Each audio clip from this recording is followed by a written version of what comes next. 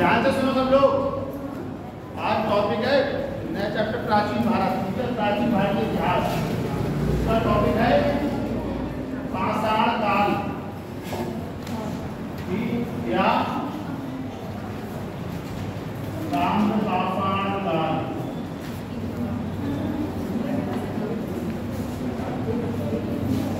इस यूनिट से हमेशा एक या दो क्वेश्चन प्राचीन भारतीय इतिहास का जो सेक्शन पूछा जाता है पीसीएस में, एक दो क्वेश्चन जरूर रहते हैं। अभी पूछूंगा कि मैंने बोला कि कितने लोगों ने सुना।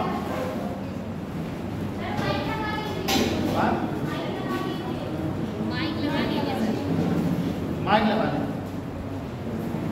माइक में थोड़ा अच्छा लगता है।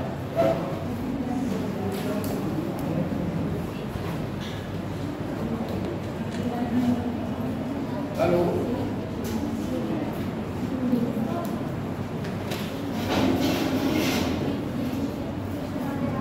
हेलो हेलो हेलो, आवाज आ रही है? अब आई। अब आज हमारा टॉपिक है पाषाण काल या ताम्र पाषाण काल। ठीक है, तो ये चैप्टर पीसीएस में से एक या दो, कभी कभी दो पूछ लेना उसका मन होता है, नहीं तो एक क्वेश्चन तो हमेशा रहता है इस टॉपिक से। ठीक है, ये प्राचीन भारतीय इतिहास में सिखाता है कि मानव की उत्पत्ति, मानव का विकास किस तरीके से हुआ।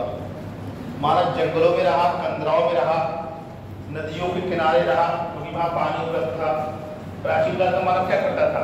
जंगल में रहता था, घास फूस की झोपड़ी में रहना, जो फल मिल गया उनको खा लिया, या मांस का प्रयोग किया, जंगली जानवरों को मार के। अब भूख तो मिटानी, कुछ ना कुछ तो खाएगा ही, तो जंगल के कंद मूल फल या जंगली जानवरों का शिकार करना, कंदराओं में रहना, नदी किनारे रहना। और आप एक चीज और देखना, दुनिया की जितनी सभ्यताएं हैं वो नदियों के किनारे बसी हैं, चाहे क्रीट की हो, मेसोपोटामिया की हो, मिस्र की हो, चाहे भारत की हो। नदियों के किनारे इसलिए क्योंकि वहां पानी की उपलब्धता है। ठीक है, तो वो लोग वहीं वैसे आराम से जाके वो फर्क पड़ता था वो एरिया। प्राचीन काल का मानव था ना, उसका कोई स्थायी निवास नहीं था। आज यहाँ ठहरे, आज वहां ठहरे, कहते खाना दो जीवन। एक दिन पूरनपुर में चले आए, फिर अमरिया मिलाप में चले आए। कहने का मतलब है कि एक स्थान से दूसरे स्थान कोई स्थायी निवास नहीं था। जैसे आप लोग आज स्थायी रहते हो, चाहे गांव में रहो, शहर में रहो, कस्बे में रहो, होगा स्थायी निवास कुछ। ठीक है, कुछ का गांव मकान है, उसका शहर में, तो वो भी पता ही नहीं पता है। प्राचीन काल का मानव नहीं था, तो ये हमें ना मानव के विकास की प्रक्रिया सिखाती है। अच्छा, पाषाण काल क्यों कहते हैं?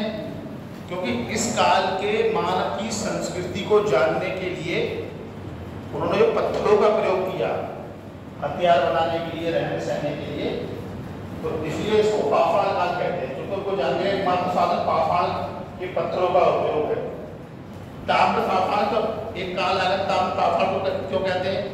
क्योंकि इन्होंने जो हथियार थे वो तांबे के और पत्थर के मिलके बने होते थे। ठीक है, तो आपको पाषाण काल में सबसे पहले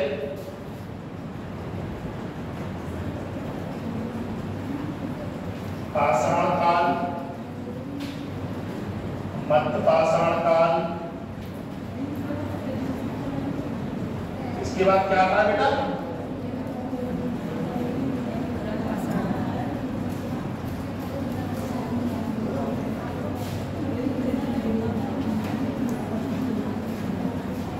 नवपाषाण काल। ठीक है, ये जो पाषाण काल है ये निम्न पुरा पाषाण काल,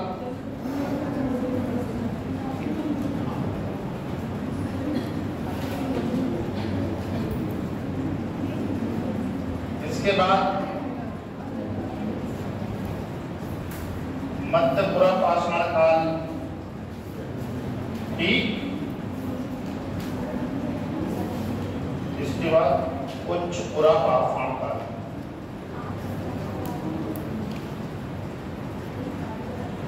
ठीक है बेटा। उसके बाद आएगा मध्य पाषाण काल, फिर आता है नव पाषाण काल, फिर पहला पाषाण काल हुआ, फिर मध्य पाषाण काल हुआ, फिर नव पाषाण काल हुआ। ठीक है, समझ में आया? पाषाण काल को कितने भागों में होता है? 3 भागों में, पाषाण काल, मध्य पाषाण काल, नव पाषाण काल। पाषाण काल को फिर 3 भागों में बांटते हैं, निम्न पुरा पाषाण काल, मध्य पुरा पाषाण काल, उच्च पुरा पाषाण काल। ठीक है, इतना समझ में आ रहा है आपको? किसी को कोई दिक्कत? तो बताओ पाषाण काल क्या होता है? बताओ तुम बताओ, पाषाण काल किसे कहते हैं? तुम्हें समझ में नहीं आया? जिस काल में पत्थरों का प्रयोग होता हो, जिस काल की संस्कृति को जानने का आधार पत्थर हो, क्योंकि तो पत्थर के औजारों का जो आदिकालीन मानव था उसका प्रयोग करता था। ठीक है, उसके हथियार काटने के लिए, मांस काटने के लिए, अपनी रक्षा के लिए वो पत्थर के औजारों का प्रयोग करता था। ठीक है, बताओ हमने क्या बताया?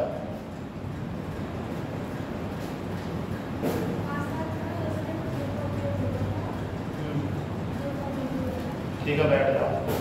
आप बेटा पहली बार आई हो? क्या नाम बेटा आपका? प्रियंका, प्रियांशी, बहुत बढ़िया। आप दोनों पहली बार आई हो? क्या नाम बेटा आपका? अंजलि। आपका बेटा? मॉडर्न इंडिया हो गया। ठीक है, किसी एक का नोट्स लेके, चाहे आप उनके फोटो खींच लेना, आपको जो चित्र दे वो कर लेना। ठीक है, हाँ मुझे बताओ, ऐसे इसको दे दे।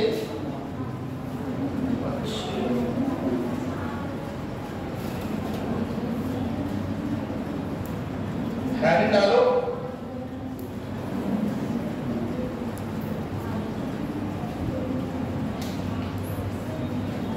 पहले हेडिंग डालो आप, प्राचीन भारतीय इतिहास का विभाजन। हेडिंग डालो, प्राचीन भारतीय इतिहास का विभाजन।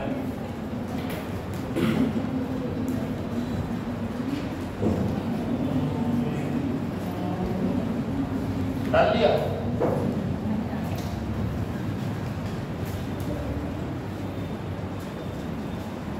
इसको बांटा जाता है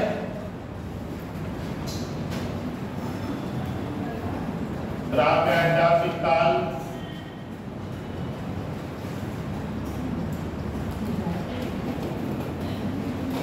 मध्य ऐतिहासिक काल,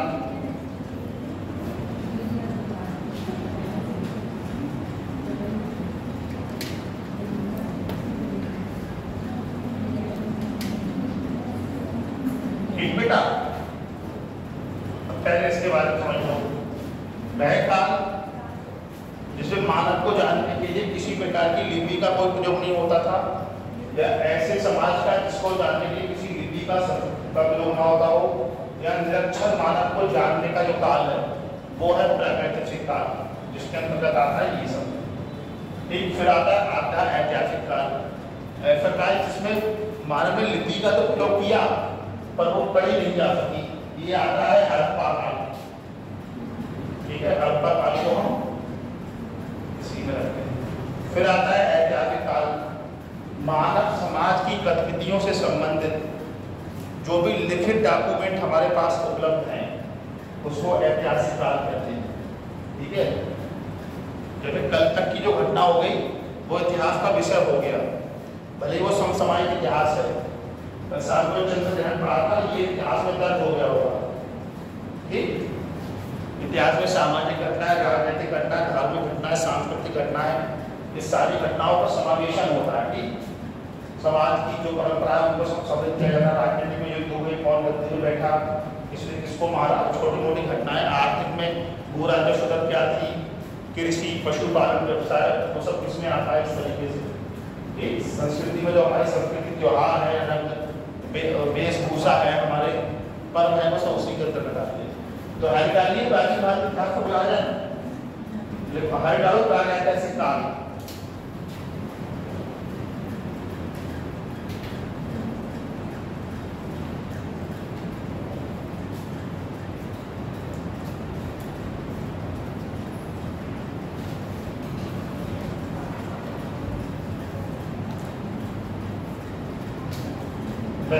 काल, देखो वह काल जिसकी जानकारी हेतु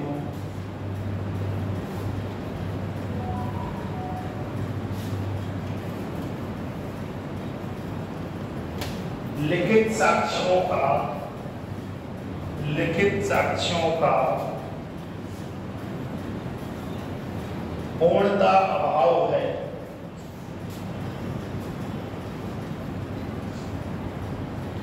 पूर्णता अभाव है।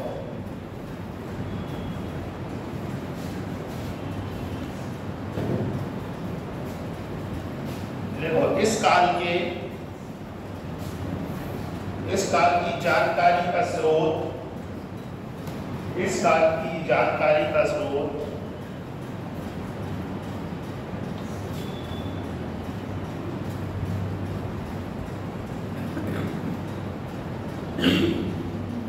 पत्थर के खिलौने,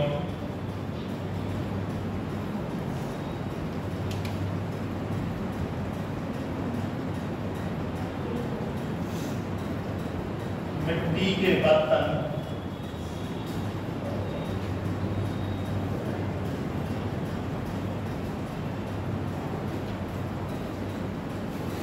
पत्थर के खिलौने, मिट्टी के बर्तन तथा पत्थर के उपकरण इत्यादि शामिल हैं।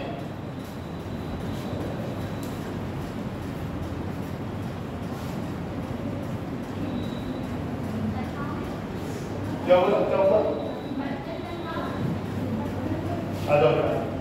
पत्थर के खिलौने, मिट्टी के बर्तन तथा पत्थर के उपकरण शामिल है। भाई नहीं आया आपका? अच्छा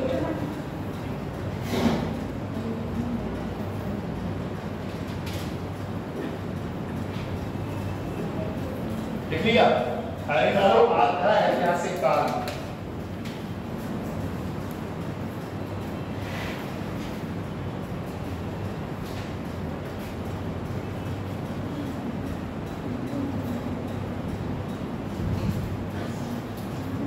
वह काल जिसकी जानकारी हेतु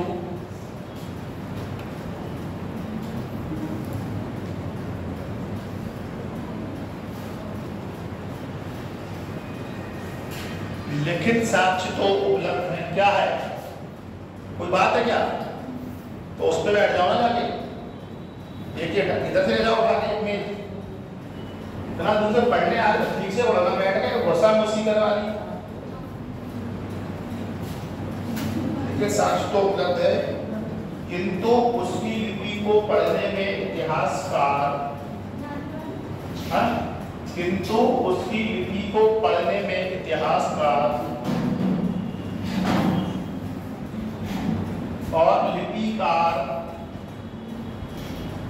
और लिपिकार सफल नहीं हो पाए।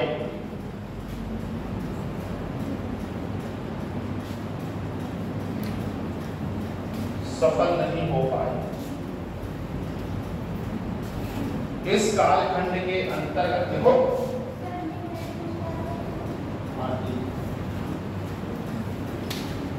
इस कालखंड के अंतर्गत सिंधु काल की सभ्यता या हड़प्पा काल,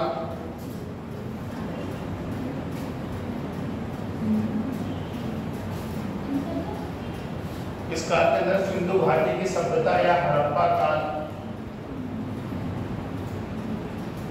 एवं वैदिक संस्कृति का अध्ययन किया जाता है, एवं वैदिक संस्कृति का अध्ययन किया जाता है।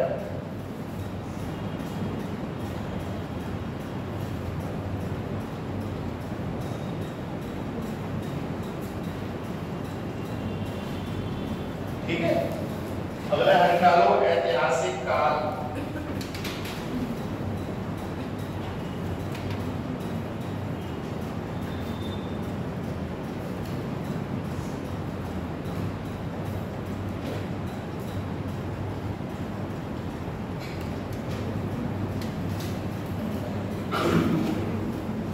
देखो इस कालखंड की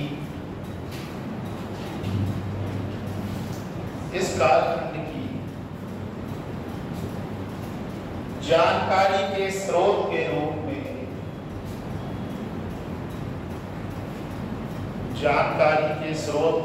में लिखित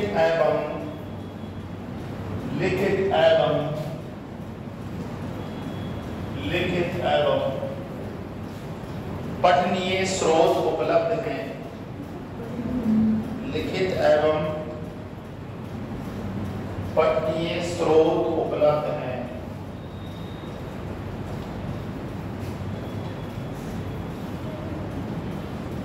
भारतीय संदर्भ में ये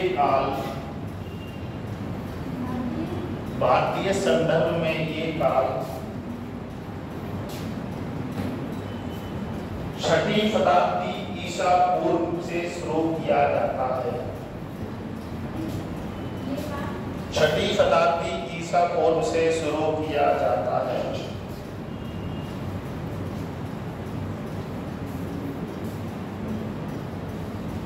ठीक है, इधर तो एक हेडिंग और डालो, स्रोत, इतिहास के स्रोत हेडिंग डालो।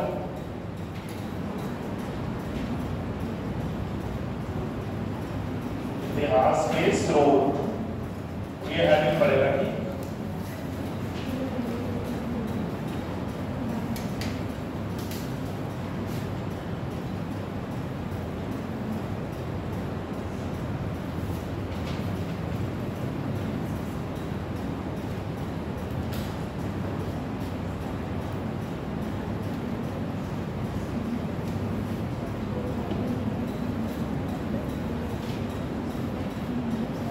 क्या ऑप्शन डाल दिया?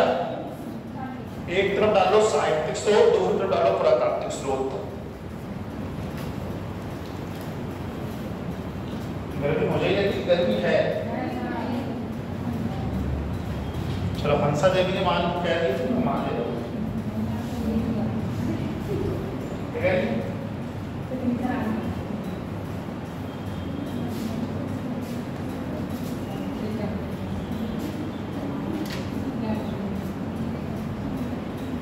इसके अंदर आप डाल देना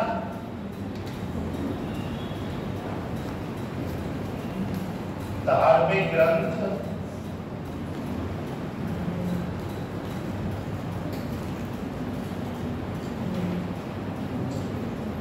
ग्रंथ, लौकिक ग्रंथ,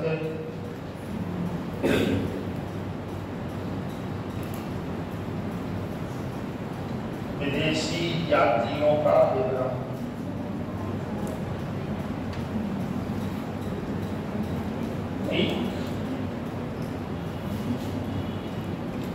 ठीक है, साहित्य स्रोतों में क्या? धार्मिक ग्रंथ, लौकिक ग्रंथ और विदेशी यात्रियों का विवरण।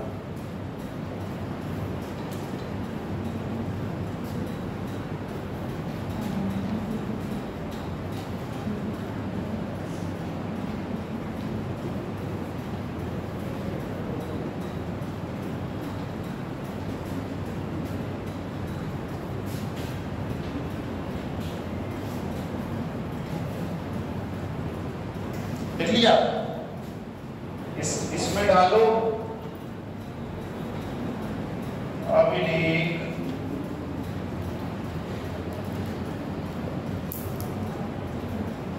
सिक्के, स्मारक, मृदभांड,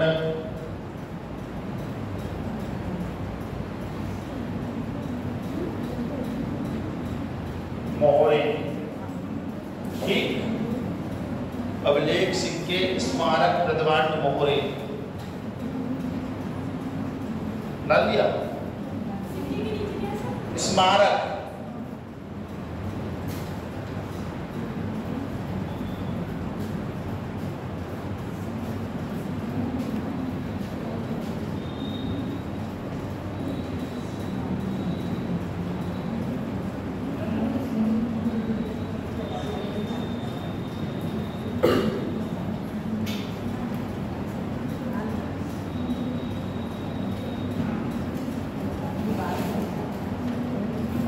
को हटा दें, कला, कला के नीचे लिख देना मूर्ति कला और स्थापत्य कला।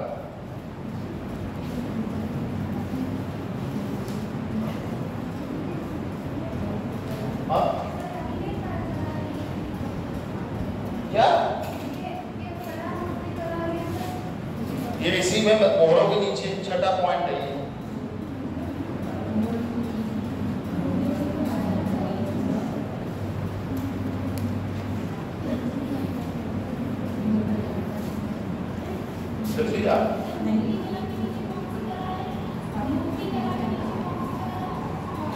स्थापत्य कला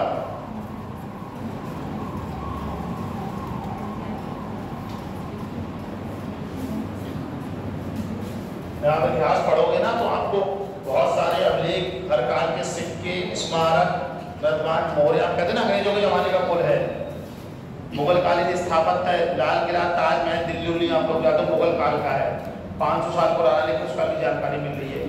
आप अशोक के अभिलेख देखते हो, उस काल की साहित्यिक, राजनीतिक, धार्मिक, सांस्कृतिक, विदेशी यात्राओं का विवरण, सबकी जानकारी मिलती है। सिक्के क्या होते हैं? उस काल की आर्थिक क्षमता के सूचक थे। जैसे सिक्के सोने के होते थे तो मानता था ये काल समृद्धि का युग था। सिक्के तांबे के हैं तो कहते हैं कि ये काल सोने की अपेक्षा तांबे का ज्यादा प्रचलन था, उतना समृद्धि का काल नहीं था। ठीक, जब आप एक किताब प्रयोग प्राचीन भारत का परिचय, रामचरण शर्मा, प्राचीन भारत का परिचय रामचरण शर्मा लिखो।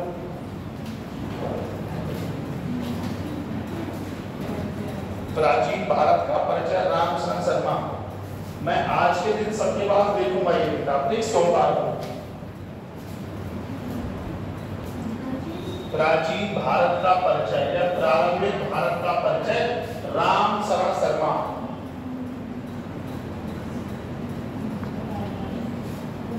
धार्मिक ग्रंथों में क्या है? हमारे वेद, ब्राह्मण, आरण्यक उपनिषद आ जाते हैं।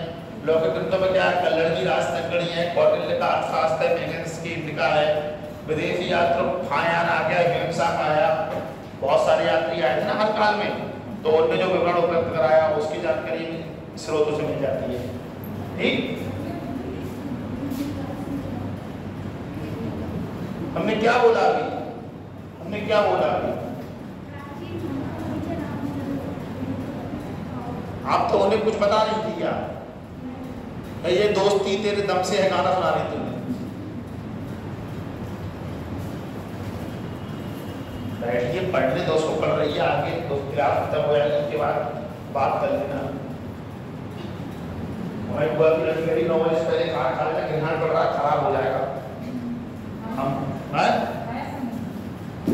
खाना तो पहले भी 8 बजे तक खा लेते हैं, हम सब चीज नहीं मानते, सब लोग मानते हैं, ऐसा नहीं है। हमने तो बताया कि हम मंदिर में जाते हैं, प्रसाद नहीं चढ़ाते कभी, क्योंकि हम ये मानते हैं कि अगर हम अच्छे हैं, बात खर्चे की है ही नहीं। मैं ये मानता हूँ कि आदमी अगर अच्छे कर्म कर रहा है तो प्रसाद चढ़ाने की उसे क्या जरूरत है? और तो बहुत बुरे कर्म करो, दिन भर लड्डू, पेड़ा, बर्फी, पतीसा, जलेबी, दही, पेड़ा, कोई मतलब है? आप चढ़ा रहे हैं कोई अच्छी बात है, लेकिन मैं नहीं चढ़ाता हूँ। पूरे सावन होगा मैंने शंकर जी को कोई दूध, बेलपत्ती नहीं चढ़ाई। मैं रोज ही पूजा करता हूँ, तो फिर इसमें क्या चढ़ाने का मतलब? गलत काम कर रहा, दिन भर भगवान को पैसा बोला, ये हो जाए वो हो जाए। कितने बच्चे पेट का एग्जाम, भाई हम तो एक व्यक्ति का श्रद्धा का विषय है ना, ईश्वर को मानना तो एक व्यक्ति का श्रद्धा का विषय है। आप मान भी सकते हैं, आप नहीं भी मान सकते। अब वो धर्म में थोड़ा डर दिखा दिया गया, भगवान को नहीं मानोगे तो नरक मिलेगा, नहीं मानोगे तो स्वर्ग मिलेगा, ये वो। हम भी नहीं मानते हैं। नहीं, वो तो तुम्हारा अपना है, हम थोड़ी कह रहे कि तुम मानो मत मानो। हाँ,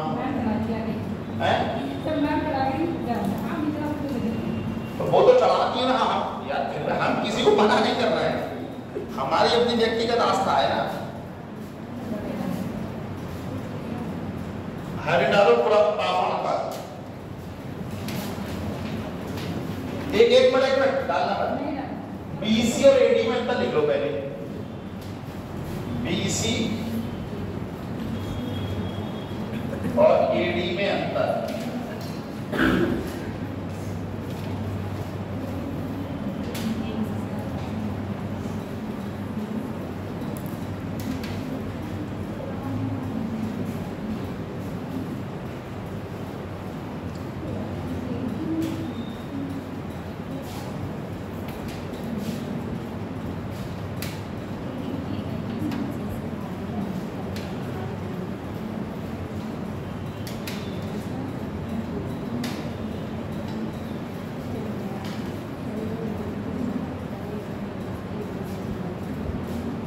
अरे डालो बीच को ready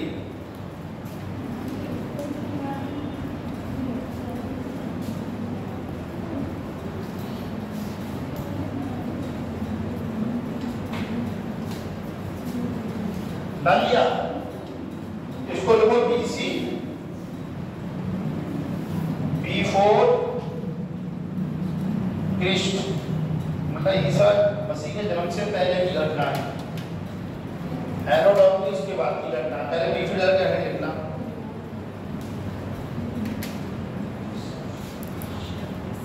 BC Jesus Christ BC क्या लिखना B4 CHRIST B4 कृष्ण। इसमें लिखो जीसस क्राइस्ट के जीसस क्राइस्ट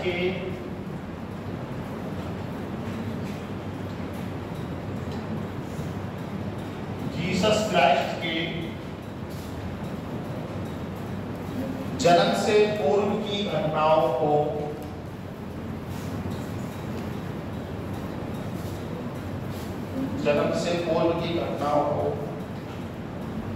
इतिहास में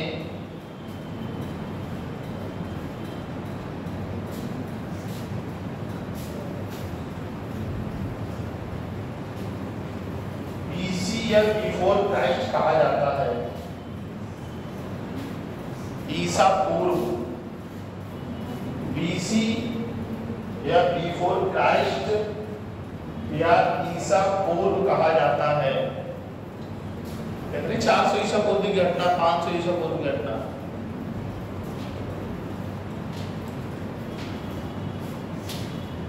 इसमें समय आगे से पीछे की ओर चलता है। इसमें समय आगे से पीछे की ओर चलता है। 422 ईसा पूर्व से 322 ईसा पूर्व। ठीक है, इसमें समय आगे से पीछे की ओर चलता है।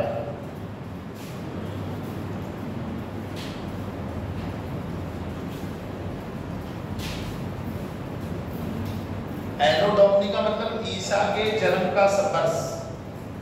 एनो डोमिनी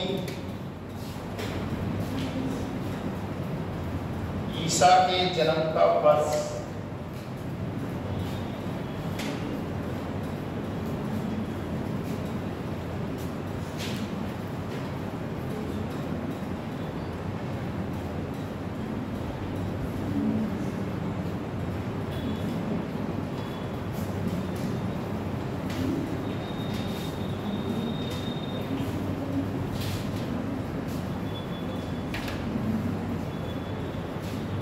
ठीक है, जो काम की वाले इतिहास पढ़ोगे तो हर जगह तुम्हें ईसा पूर्व ईस्वी घटनाएं याद आएंगी। ठीक है, जैसे बौद्ध धर्म ईसा पूर्व में चलता है, गुप्त काल आ जाएगा ईस्वी में चलता है।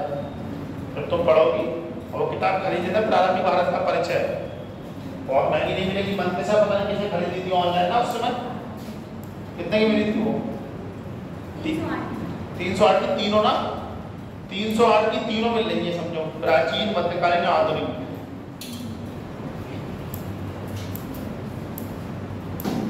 पहले डालो पाषाण काल, तो पाषाण काल डाल दिया। अब हम मानव का जो विकास हुआ है ना, वो विकास किस तरीके से हुआ है, तो 4-5 मानव आते हैं परीक्षा में पूछे जाते हैं।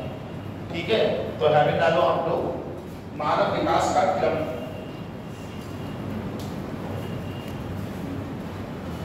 मानव विकास का क्रम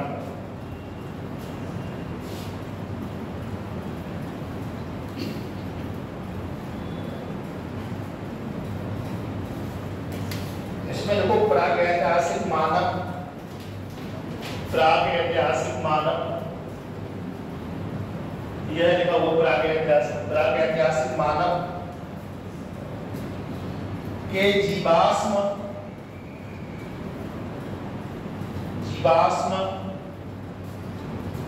मुख्यतः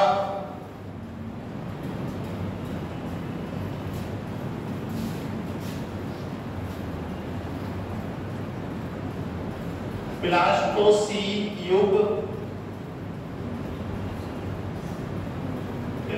प्लास्टोसीन युग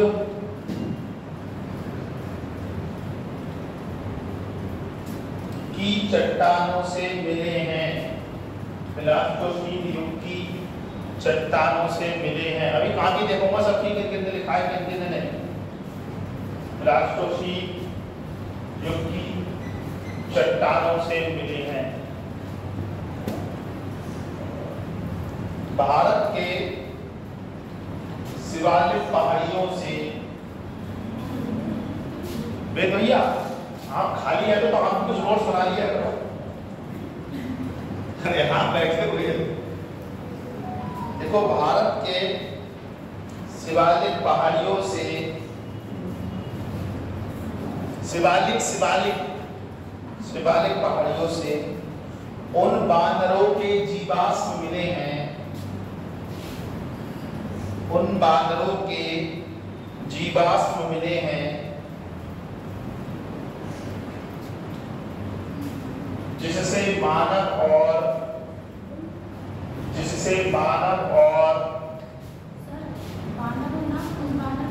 हाँ होगा।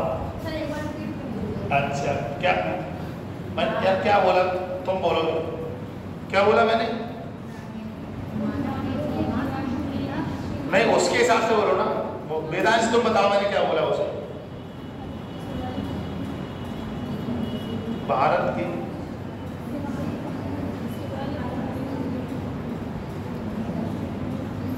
लिखो तुम लिखो, मैं देख रहा हूं, तब तक तुम नहीं लिखोगी मैं आगे बोलूंगा। भारत की शिवालिक पहाड़ियों में नहीं कोई बात नहीं, छोड़ जाता है क्योंकि तुम लोगों को पढ़ने आ रहा है, उसकी नोट्स रखने से क्या फायदा। मुस्कान लिखो, लिख लिया नहीं, बढ़िया लड़की है, ऐसे नहीं कह। अरे कम से कम ये तो छोड़ तो नहीं रहा है उसका, लिख तो रही है, नोट्स तो ना बेचारी आई है। मम्मी पापा भाई में से कोई नोट्स देखने लगा, देखे क्या है उल्टा सीधा लिखा हुआ है। चलो फिर से बोल देते हैं, तुम्हारे लिए से हम लोग देखो, भारत की शिवालिक पहाड़ियों से देखो उन बानरों के जीवाश्म मिलते हैं जिनसे मानव और वर्तमान बानरों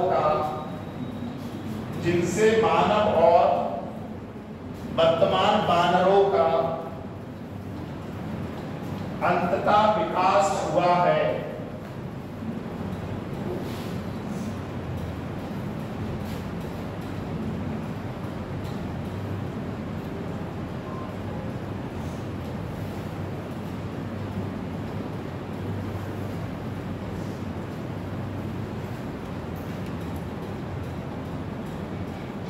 जिन्हें रामापिथेकस कहा गया है, जिन्हें रामापिथेकस कहा गया है।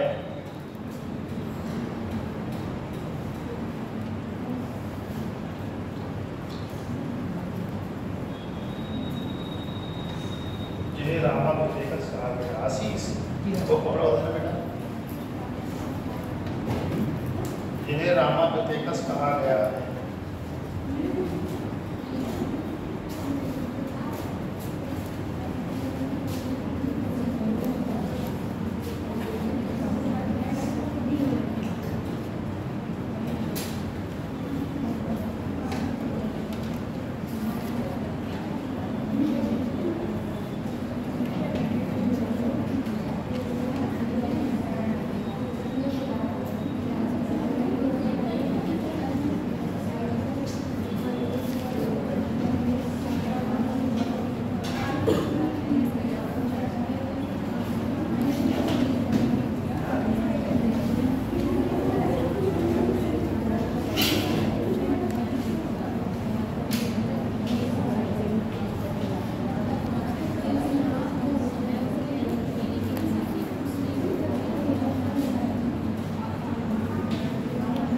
अगला हेडिंग है Australopithecus.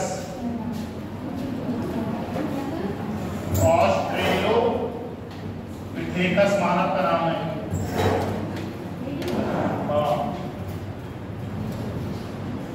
Australopithecus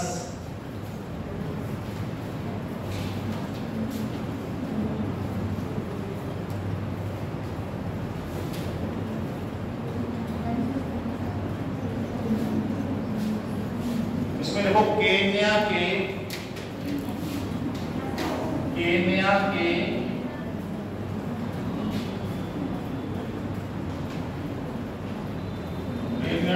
old white guard, Kenya के ओल्ड वाइट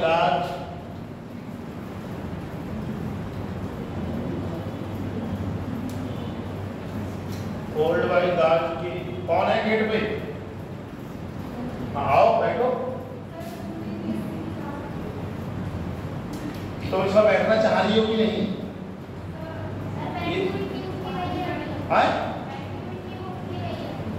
बैठी थी, खिलाफ करने लगी, तो जाओ चली जाओ, निशान कर दो, जाओ कर दो, जाओ। ये केन्या के ओल्ड वाइट गार्ड के तुर्काना झील से, तुर्काना, हाँ तुर्काना झील से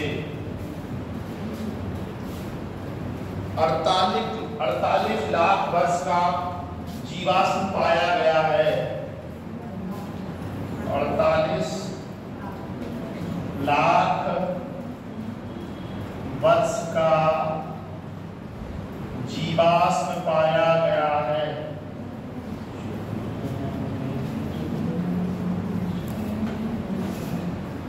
पहले वर्ष का जीवाश्म पाया गया है, इसलिए इसे मानव का पूर्वज माना जाता है। इसलिए इसे मानव का पूर्वज माना जाता है। इन्हें प्रोटो मानव या इन्हें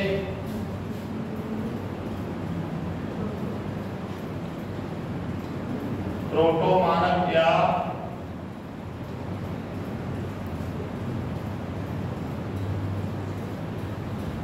आद्य मानव भी कहा जाता है।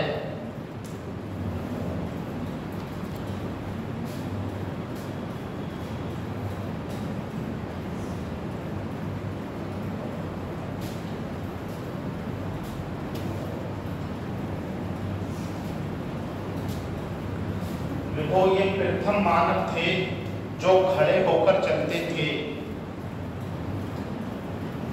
ये प्रथम मानव थे जो खड़े होकर चलते थे।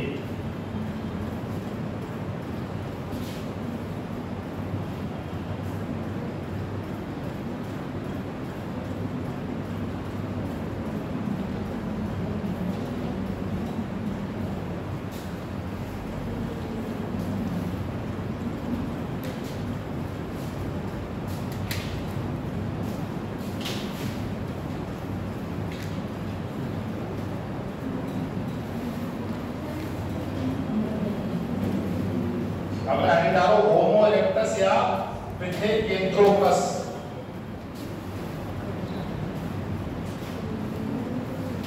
अगला है डालो होमो इरेक्टस या पिथेकेंथ्रोपस।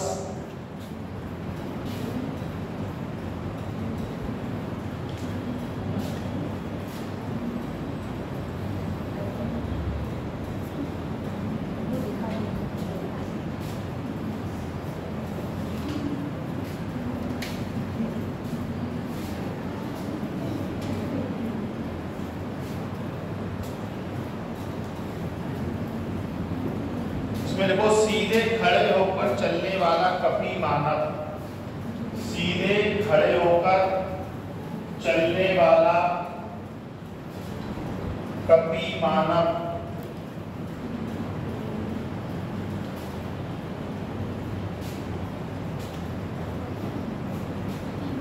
जिसके अवशेष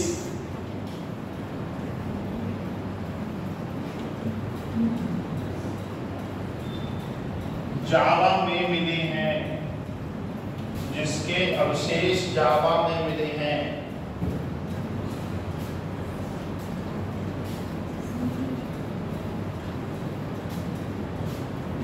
यह 17 लाख वर्ष पुराने हैं।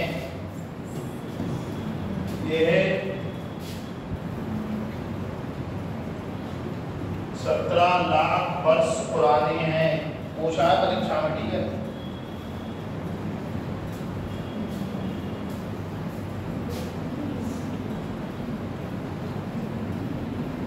अगला हेडिंग है निएंडरथल मानव।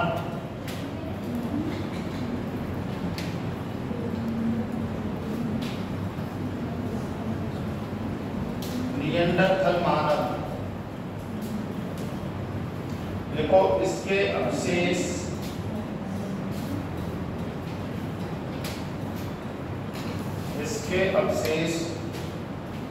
जर्मनी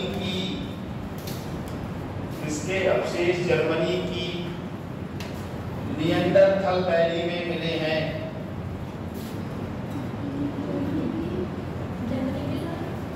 जर्मनी की निएंडरथल वैली में मिले हैं।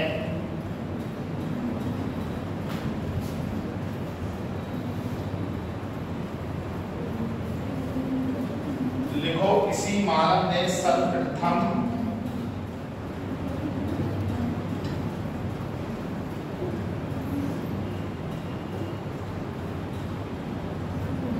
स्वयं विसर्जन की प्रक्रिया अपनाई। इसी मानव ने सर्वप्रथम स्वयं विसर्जन की प्रक्रिया अपनाई।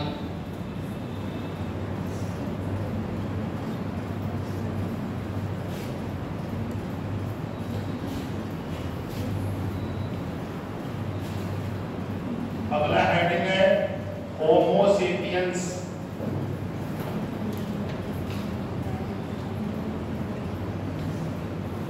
होमो सेपियंस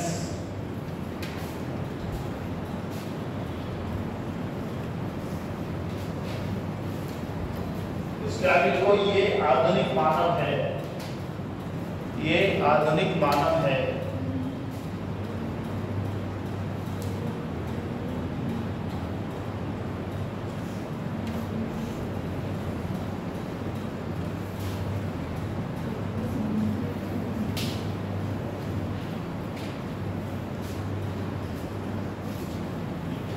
ये स्वयं की प्रक्रिया है, 2-3 बार क्वेश्चन पूछा है, ठीक है, ये याद रखना। अगला हेडिंग डालो, अगले हेडिंग में डालो पॉइंट, देखो परीक्षा में ये 2 बार पूछा है। लिखो प्रागैतिहासिक काल या प्रागैतिहासिक काल या हेडिंग पॉइंट इंपॉर्टेंट है। प्रागैतिहासिक काल या पत्थर युगीन संस्कृतियों में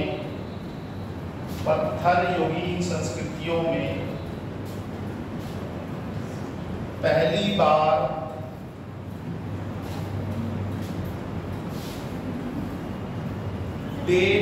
पत्थर युगीन संस्कृतियों में पहली बार डेनमार्क के विद्वान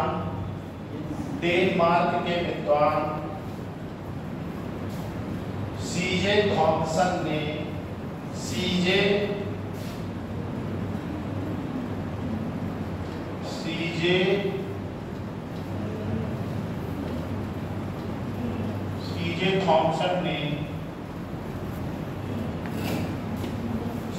थॉमसन ने 1820 में मानव इतिहास को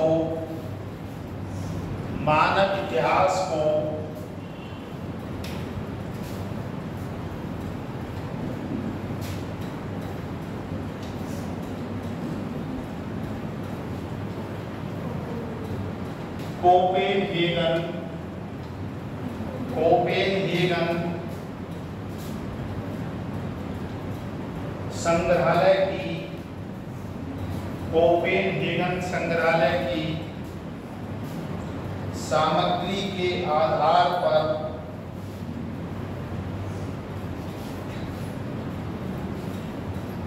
3 वर्गों में विभाजित किया।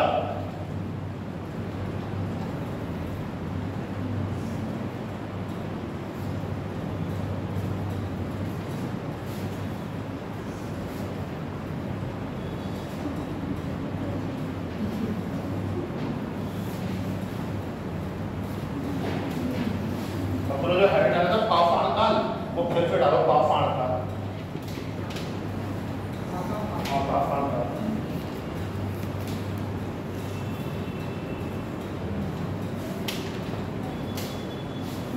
इसका उप हेडिंग डालो पूरा पाषाण काल, पूरा पाषाण काल। उप हेडिंग नहीं होता है, तीन मैंने 1 2 3 करके बताए थे आपको। पाषाण काल को 3 भागों में बांटा गया है, निम्न पुरापाषाण काल, मध्य पुरापाषाण काल, उच्च पुरापाषाण काल। तो आपको निम्न पुरापाषाण काल के बारे में लिखना है, लिखो।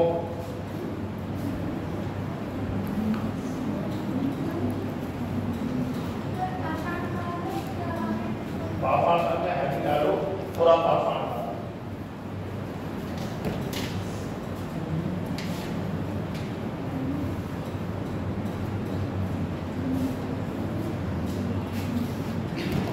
ठीक है, देखो इस काल में मानव पूर्ण रूप से शिकार पर निर्भर था। इस काल में मानव पूर्ण रूप से शिकार पर निर्भर था।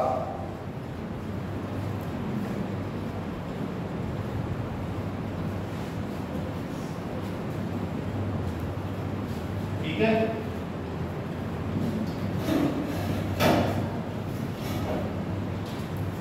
मनुष्य को अग्नि का तो ज्ञान था, मनुष्य को अग्नि का तो ज्ञान था, परंतु अग्नि के प्रयोग से अनजान था, परंतु अग्नि के प्रयोग से अनजान था।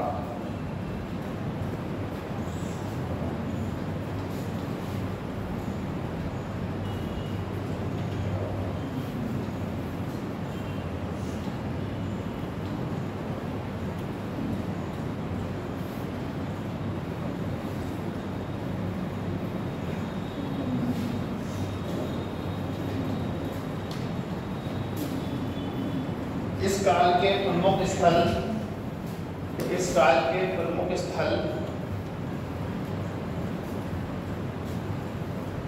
भीमबेटका में, इस काल प्रमुख स्थल भीमबेटका में चित्रित गुफाएं, भीमबेटका में चित्रित गुफाएं,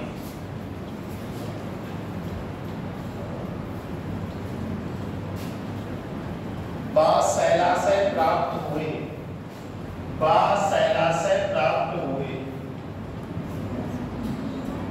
शैलाशय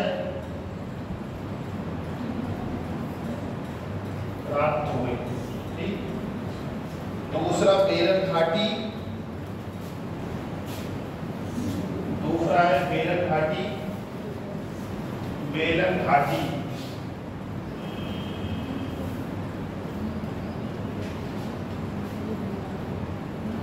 जो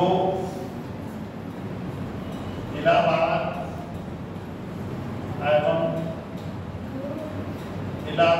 एवं मिर्जापुर में स्थित है।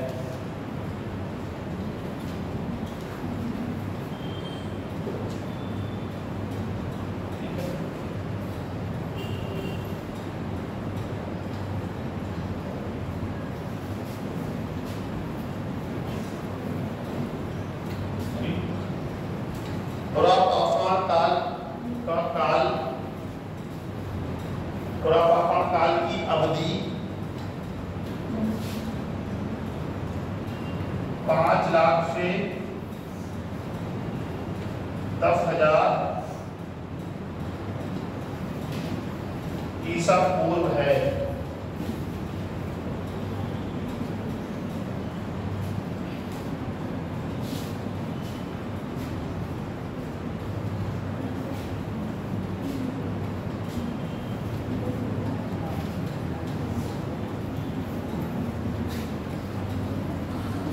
अगला है निम्न पुरापाषाण काल, निम्न पुरापाषाण काल,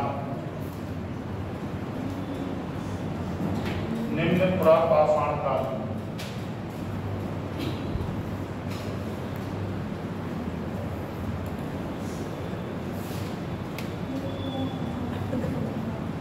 इस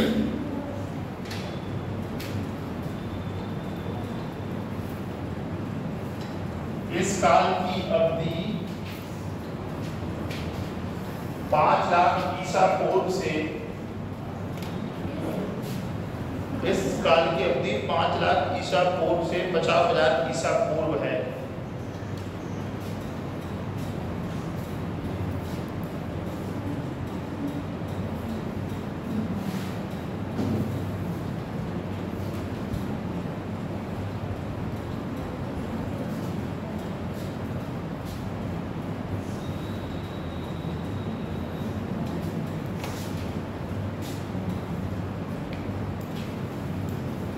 देखो इस काल में दो प्रकार के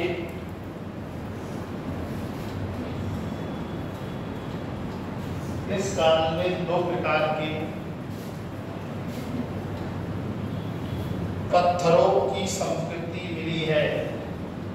2 प्रकार के पत्थरों की संस्कृति मिली है।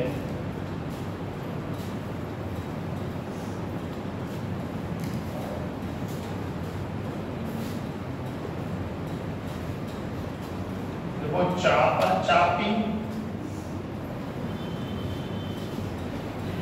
या पेबोल संस्कृति। परीक्षा में पूछा है किसका संबंधित निम्न पुरापाषाण काल से। दूसरा है हैंडेक्स संस्कृति।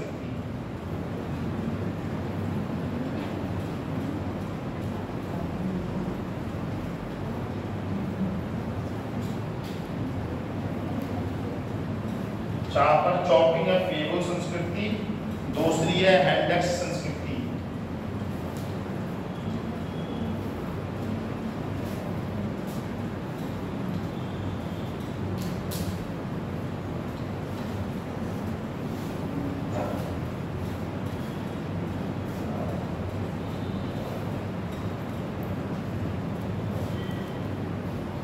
चापर चॉपिंग संस्कृति या पेबोल संस्कृति या हैंडेक्स संस्कृति किस काल से संबंधित है? तो अकादमिक निम्न पुरापाषाण काल। अब चापर चॉपिंग संस्कृति में देखो एक लाइन जो परीक्षा में पूछी जाती है।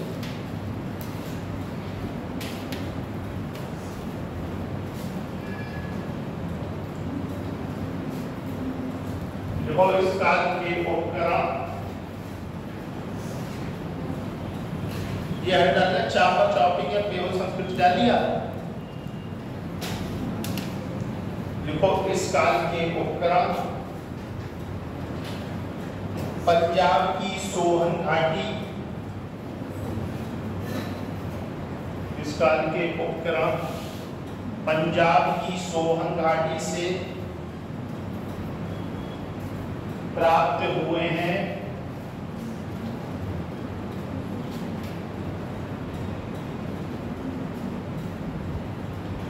इसलिए इसे सोहन संस्कृति भी कहते हैं। इसलिए इसे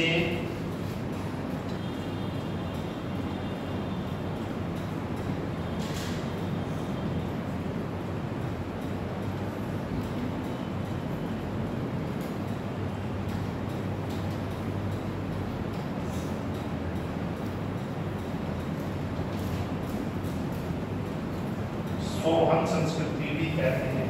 आज तो जगह सोहन संस्कृति किससे संबंधित है तो भी निम्न पुरापाषाण काल लगाना है। ठीक, परीक्षा में पूछा है। दूसरा लिखो हैंडेक्स संस्कृति।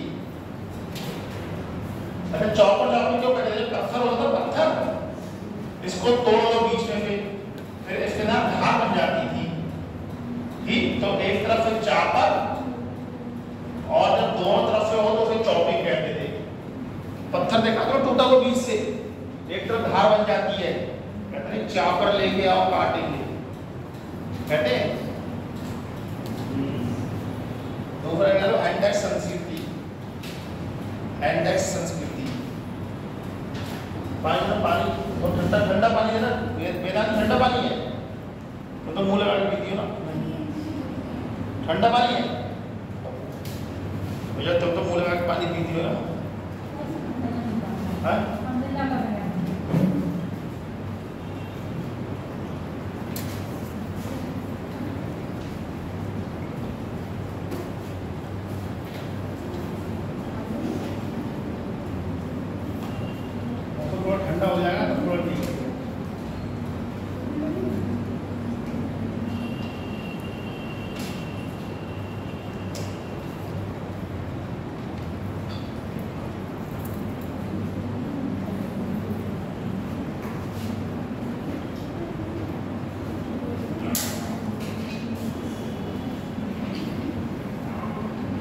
हैंडेक्स संस्कृति लिखो। सर्वप्रथम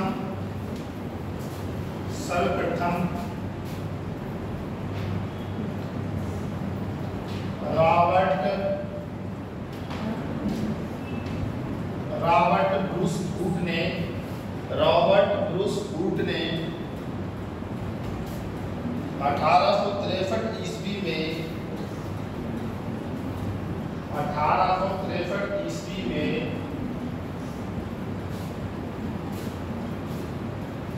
मद्रास के पास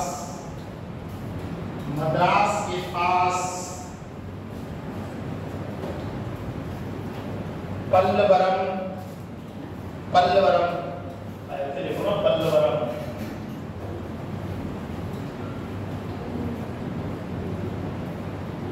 पल्लवरम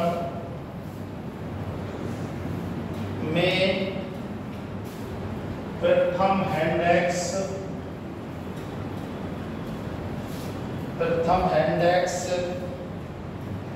अर्थात हाथ की कुल्हाड़ी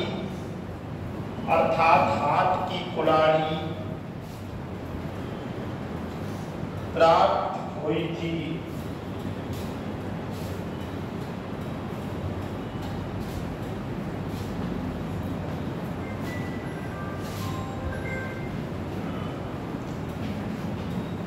हेलो,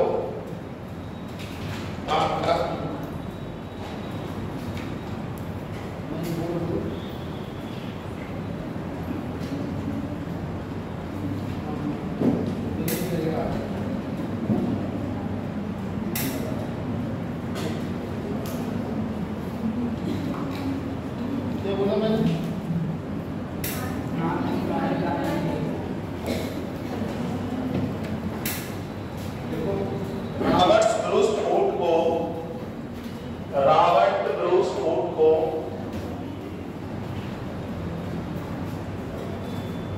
भारतीय प्रागैतिहासिक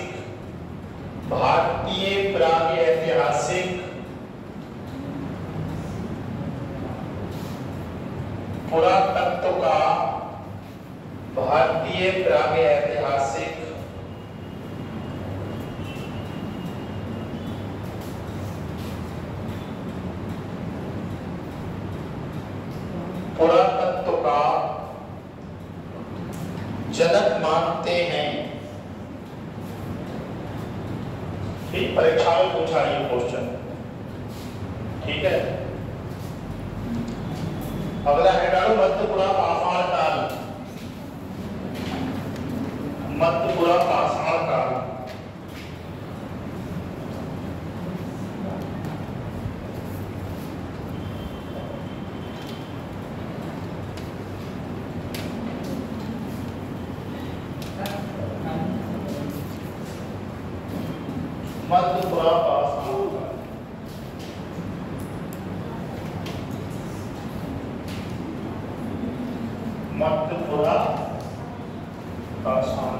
लिखो। इसे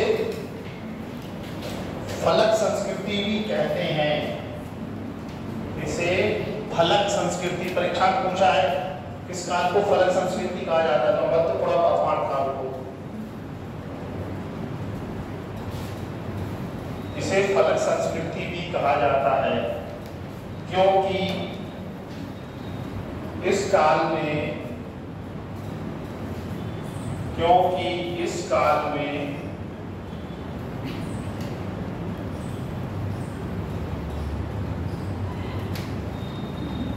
पत्थरों को तोड़कर औजार बनाए जाते थे। पत्थरों को तोड़कर, हाँ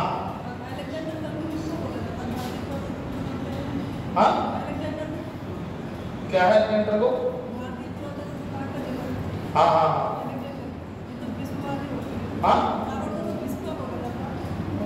रॉबर्ट को ये पुरातत्व के हैं, वो निदेशक है उस चीज के।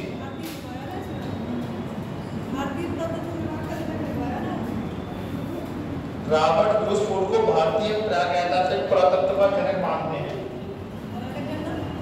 अलेक्जेंडर कनिंघम थे। उधर निदेशक थे आर्कियोलॉजी के, करेंगे हमको थोड़ी जनक माना जाता है, जनक इन्हीं को माना जाता है।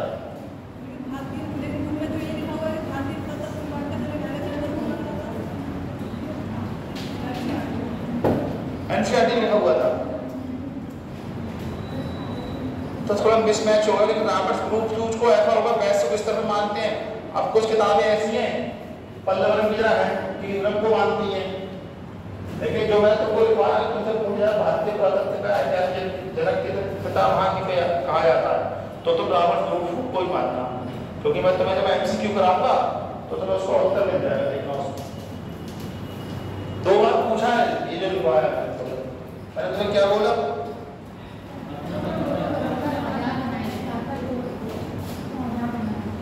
अगला है उच्च पुरापाषाण काल।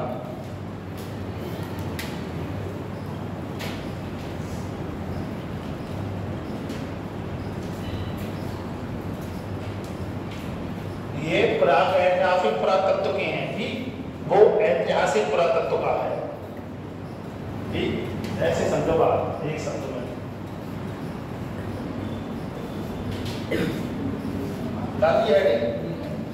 देखो इस काल में मनुष्य ने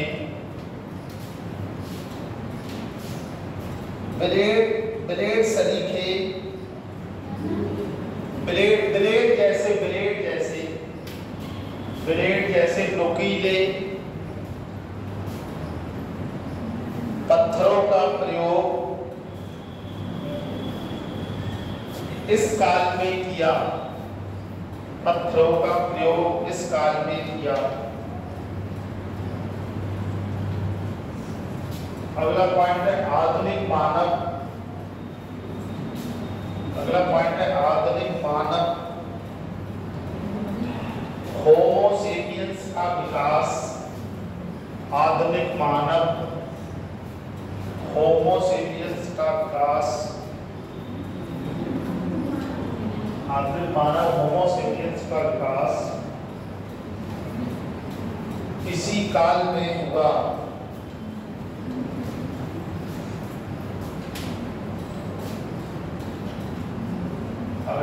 मध्य पाषाण काल, ठीक है,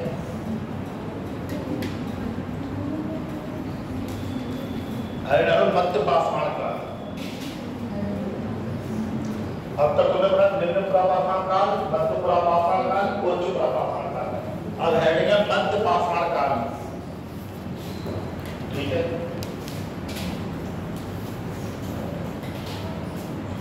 देखो इस काल में प्रयोग होने वाले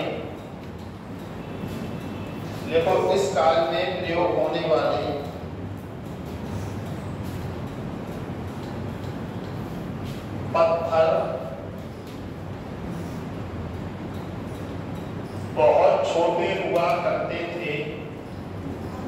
बहुत छोटे हुआ करते थे,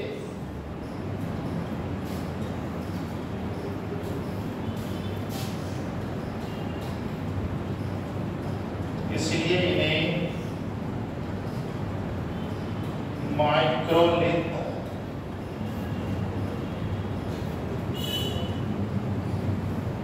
कहते हैं। माइक्रोलिथ परीक्षा में पूछा गया है, माइक्रोलिथ किस काल की विशेषता है या माइक्रोलिथ औजार किस काल में पाए गए? तो आपका उत्तर नहीं, मध्य पाषाण काल, ठीक है। देखो मानव के अस्थि पंजर, मानव के अस्थि पंजर अर्थात मानव के अवशेष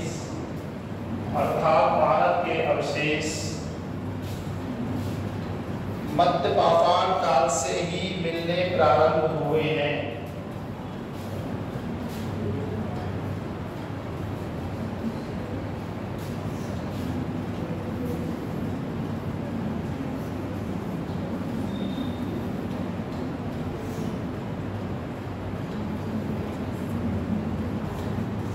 इस काल के प्रमुख स्थल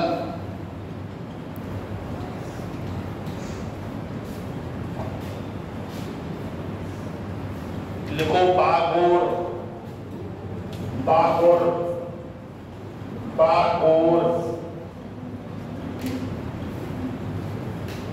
बागोर।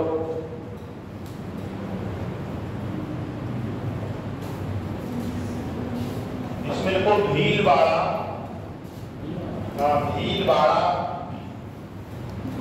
ब्रैकेट में लिखा राजस्थान, लिखो भीलवाड़ा,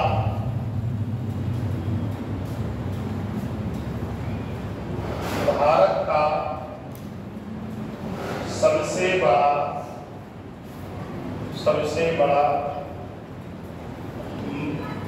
मध्य पाषाणी, सबसे बड़ा मध्य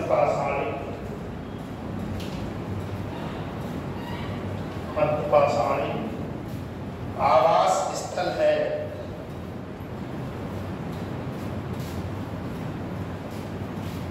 दूसरा है सराय नाहर राय, सराय नाहर राय, ब्रैकेट में लिखना उत्तर प्रदेश, सराय नाहर राय, ब्रैकेट में लिखना उत्तर प्रदेश।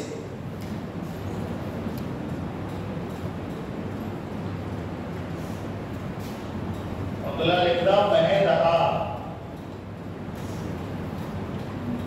अगला लिखना महदहा, महदहा,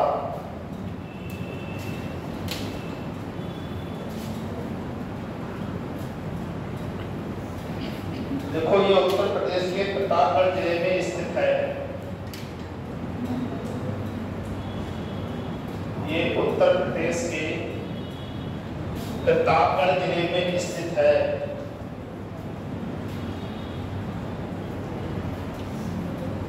यहाँ से हड्डी एवं सील के उपकरण प्राप्त हुए हैं, हड्डी एवं सील के उपकरण प्राप्त हुए हैं।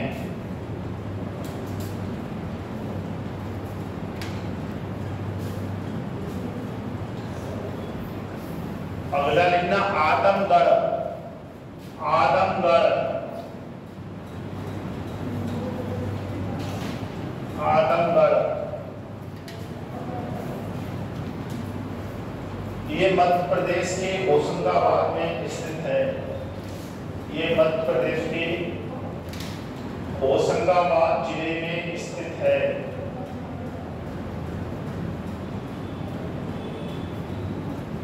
ये मध्य प्रदेश के होशंगाबाद जिले में स्थित है।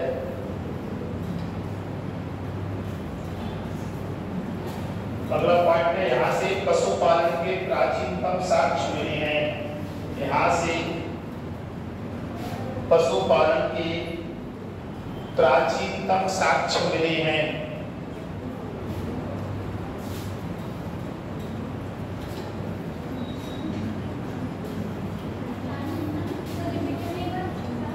यहाँ से पशुपालन के प्राचीनतम साक्ष्य मिले हैं।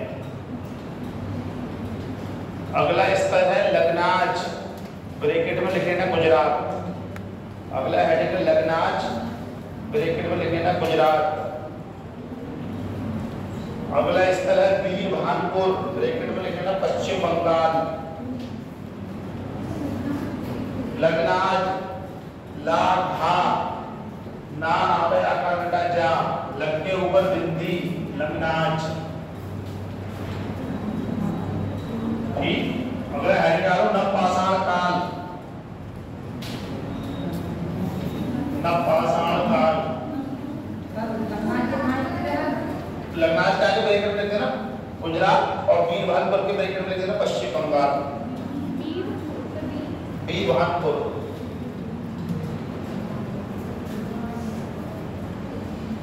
नवपाषाण काल, बीरभानपुर क्या है बेटा लिख देना पश्चिम बंगाल।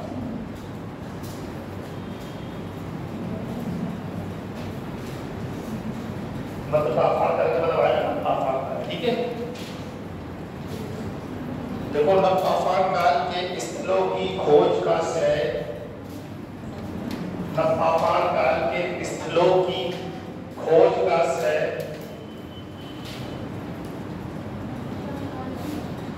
भारत में डॉक्टर प्राइमरोज को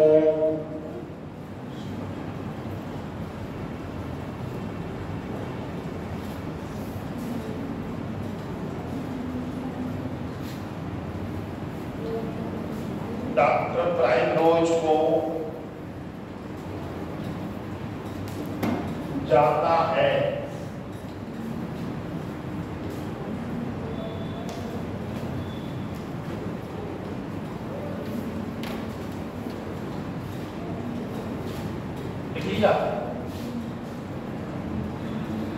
देखो इस काल के औजारों की सर्वप्रथम खोज, देखो इस काल के औजारों की सर्वप्रथम खोज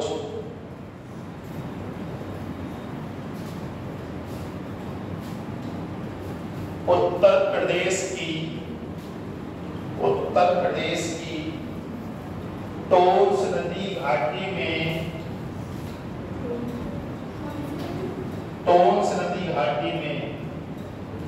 1860 में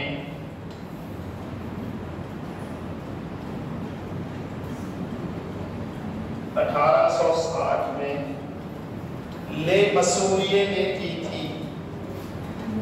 ले मसूरिये ने की थी।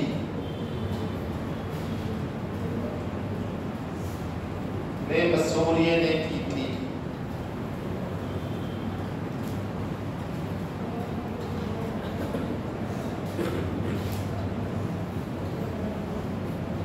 देखो नवपाषाण कालीन स्थल मेहरगढ़ से, नवपाषाण काल स्थल मेहरगढ़ से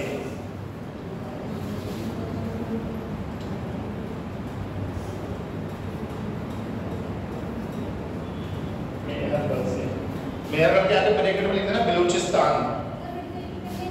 नवपाषाण कालीन स्थल मेहरगढ़ से, मेहरगढ़ के आगे लिख देना बेटा बलूचिस्तान, क्योंकि मेहरगढ़ बलूचिस्तान में था। ठीक है, बलूचिस्तान से कृषि का साक्ष्य प्राप्त हुआ है। कृषि का साक्ष्य प्राप्त हुआ है। अगला पॉइंट देखो, कृषि का प्राचीनतम साक्ष्य। आ गए आप? आज बच्चे आपको ढूंढ रहे हैं। कृषि का प्राचीनतम साक्ष्य लहुरा देव, लहुरा देव, लहुरा देव ब्रैकेट में देना संत कबीर नगर जिला, लहुरा देव से मिला है। लहुरा देव से मिला है।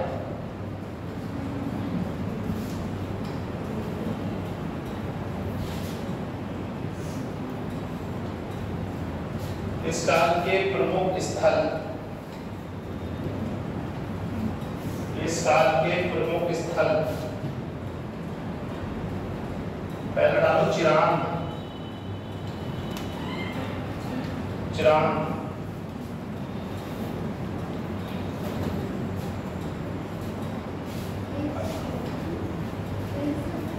प्रमुख स्थल पहले डालो चिरांद। क्या हुआ? चिरांद डाल लिया। देखो ये बिहार के छपरा जिले में स्थित है।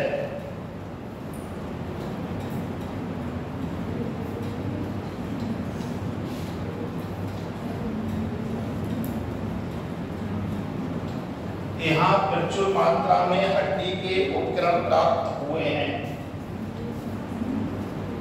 यहाँ से प्रचुर मात्रा में हड्डी के उपकरण प्राप्त हुए हैं।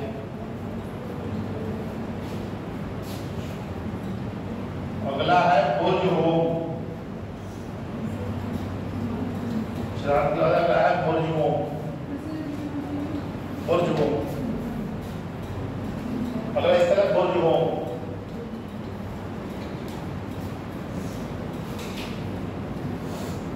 ये श्रीनगर में स्थित है।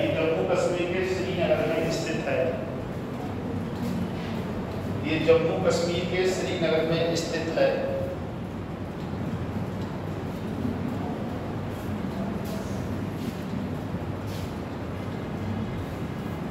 देखो यहां से प्राप्त कब्रों में, यहां से प्राप्त कब्रों से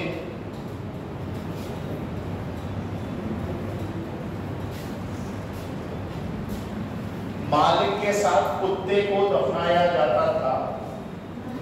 मालिक के साथ कुत्ते को दफनाया जाता था।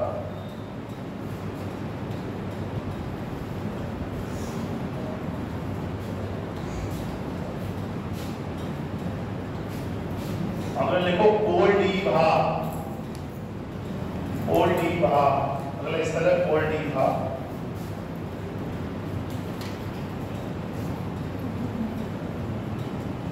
देखो ये इलाहाबाद में स्थित है, ये इलाहाबाद में स्थित है।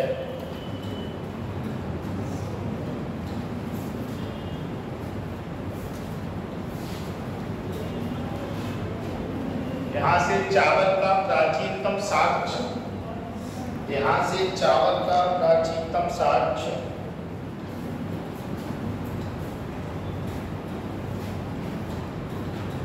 ईसा पूर्व 6000 प्राप्त हुआ है। यहाँ फिर चावल का प्राचीनतम साक्ष्य ब्रैकेट में लिखना 6 ईसा पूर्व 6000 प्राप्त हुआ है।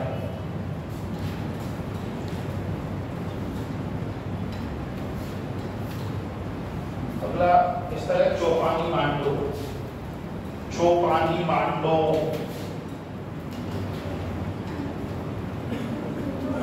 चौपानी मांडो, चौपानी मांडो यह इलाहाबाद में स्थित है,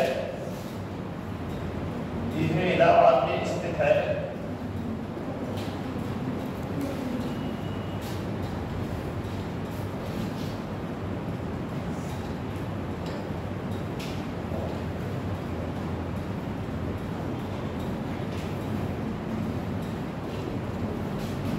यहां से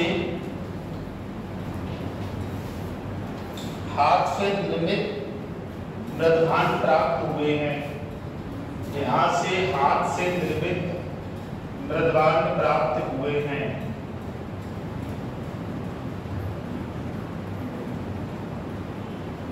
ठीक है, नपाफा की 4 विशेषताएं लिख लो। यहाँ पे हाथ से निर्मित मृदभांड अर्थात मिट्टी के बर्तन प्राप्त हुए। यहाँ हाथ से निर्मित मृदभांड या मिट्टी के बर्तन प्राप्त हुए हैं।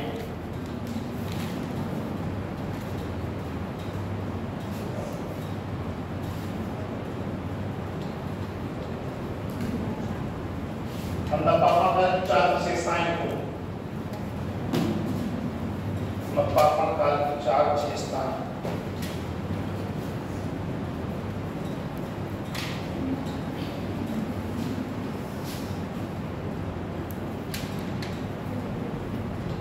ये मध्यकाल वाले नाम होगी।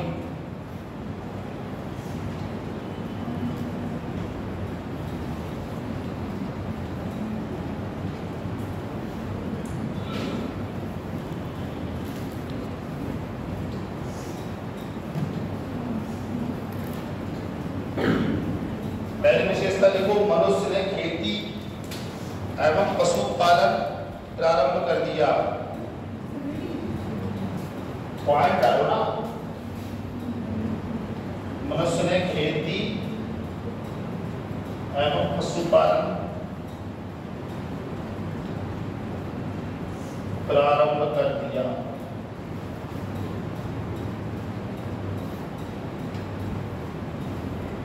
ठीक, दूसरा पॉइंट है मनुष्य ने स्थायी तौर पे बचना प्रारंभ किया। मनुष्य ने स्थायी तौर पे बसना प्रारंभ किया।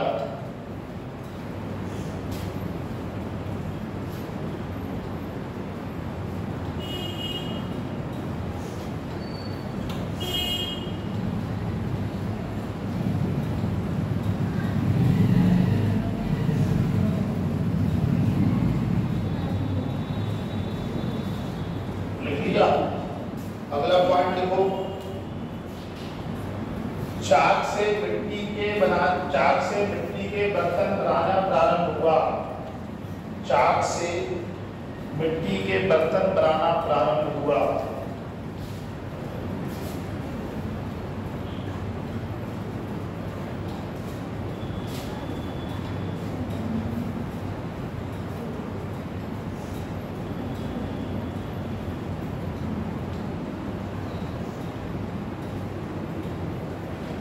अब हेडिंग डालो आप, ताम्र पाषाण काल। हाँ, तीन ही लिखना, कितने लिखवानी? स्थायी रूप से बसना और कृषि और पशुपालन और मिट्टी से चाक का बर्तन बनाना, तीन है ना? हाँ, तीन ही लिखो, यही तीन बोल रहे हैं। अगर एक ताम्र पाषाण काल, 5 मिनट और विचार करिए। ताम्र पाषाण काल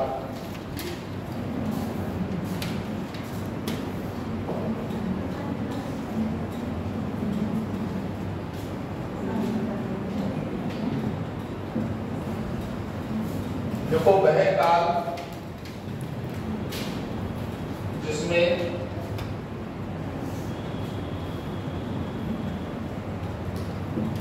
उपकरण निर्माण में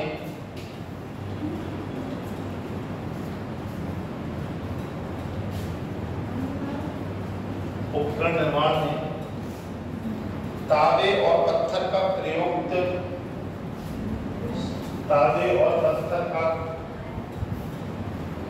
उपयोग औजार बनाने में किया जाता था।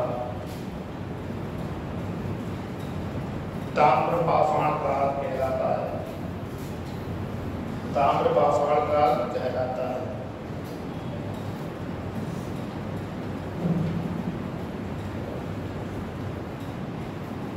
अगला पॉइंट देखो, मनुष्य ने जिस धातु का सर्वप्रथम प्रयोग किया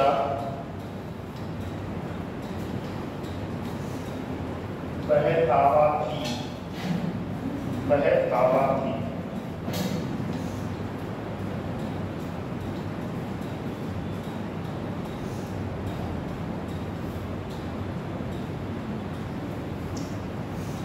ये देखो जल्दी से, आहार संस्कृति, कायका संस्कृति, मालवा संस्कृति, रंगपुर संस्कृति, जोरवे संस्कृति, प्रभास संस्कृति और सावंता संस्कृति। आहार संस्कृति, कायका संस्कृति, मालवा संस्कृति, रंगपुर संस्कृति, जोरवे संस्कृति, प्रभास संस्कृति, सावंता संस्कृति, ये सभी संस्कृति ताम्र पाषाण काल के अंतर्गत आती है। ठीक है।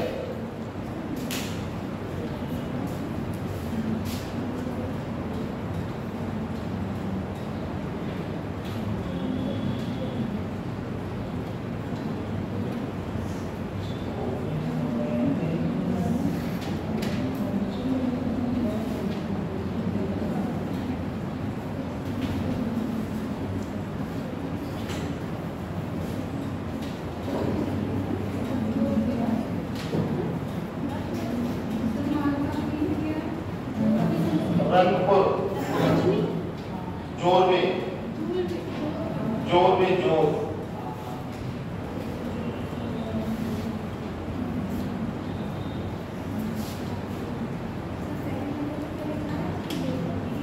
कायथा,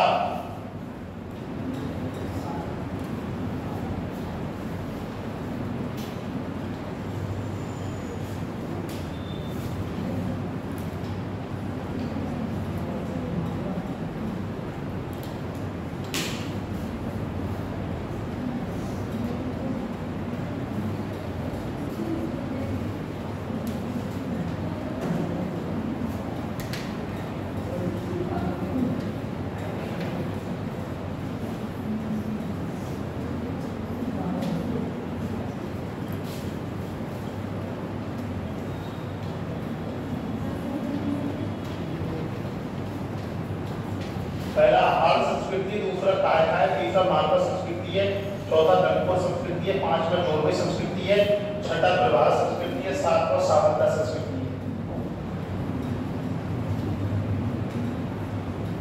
ठीक।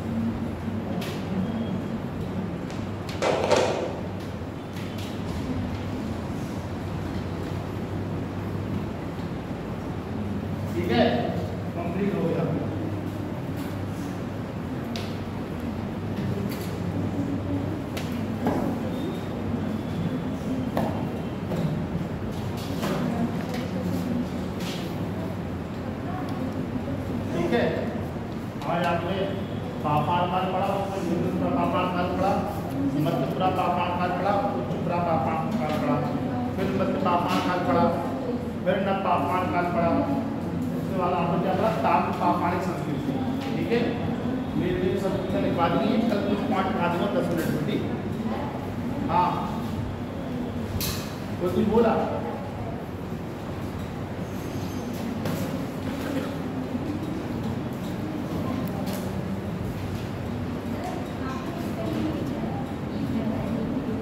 क्या लिखवाएगा